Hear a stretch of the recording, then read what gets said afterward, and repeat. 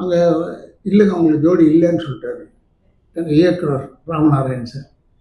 அதே மாதிரி அண்ணன் சிஎம்கே ரெட்டி வந்து அவர் எங்களவர் இப்போ சொன்ன பிரச்சனையாயிடும்.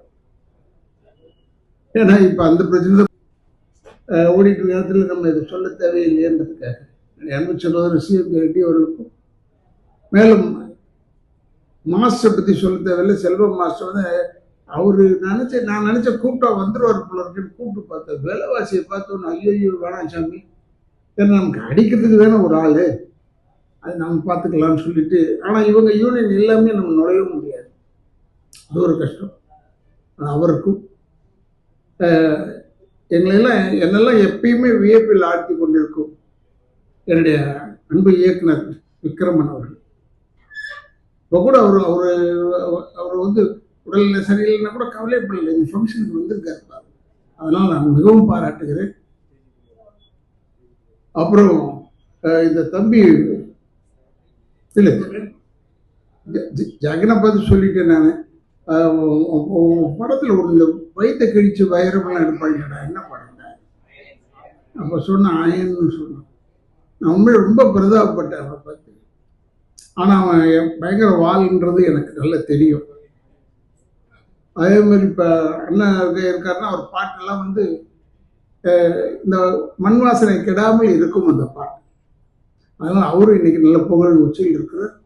அதெல்லாம் நல்லா வளரணும். அதில் இந்த எடிசன் அவார்டில் வந்து கூப்பிட்டுருக்காங்க போது நான் ரொம்ப பெருமைப்படுறேன். ஏன்னா செல்வகுமாருக்கு வந்து ஒரே ஒரு இழிச்ச வயன் நான் தான் நினைக்கிறேன். எப்போ கூப்பிட்டாலும் வந்துடுவாங்க. அதனால எடிசன்னு கூப்பிட்டா போதும். ஏன்னா தென்னிந்திய நடிகர் சங்கத்தில் இவருக்கு சரியான அங்கீகாரம் தரல. நாங்கள் அப்போ எலெக்ஷன் டைம் ஏதோ ஓட்டு போட்டுட்டு இருந்தோம்னு நினைக்கிறேன். அப்போ சகோதரர் விஜயகாந்த் வந்து எப்பயும் அவர்கிட்ட பேச மாட்டார், சொல்ல மாட்டார், எல்லாரையும் அனுசரிக்கக்கூடியவர். சும்மா வந்து தொந்தரவு பண்ணாதுன்றது ஏதோ ஒன்று சொல்லிட்டு. அப்போ நான் கூப்பிட்டு சொன்னேன், டே எதிர்காலத்தில் அவன் பெரிய ஆளாயிட்டானா அப்புறம் நம்ம வணக்கம் சொல்ல வேண்டியதாக இருக்கும், எல்லாம் வேணாண்டா, விட்டு ஓடு. அவருடைய ஃபங்க்ஷனுக்கு எங்கே மலேசியாவில் கூப்பிட்டாரு, போனாங்கன்னா எல்லாத்துக்கும் போனேன். ஆனால் ஒரு ராசி இருக்கு அவர்கிட்டையும். கல்யாணம் ஆகாத பெண்கள் யாராவது ஒரு கூப்பிட்டாருன்னா வந்துருங்க ஃபங்க்ஷனுக்கு, ஏன்னா உங்களுக்கு இம்மிடியட்டாக கல்யாணம் ஆகிடும். நல்ல இடமா பார்த்து கல்யாணம் ஆகும், அதுக்காக சொல்றேன்.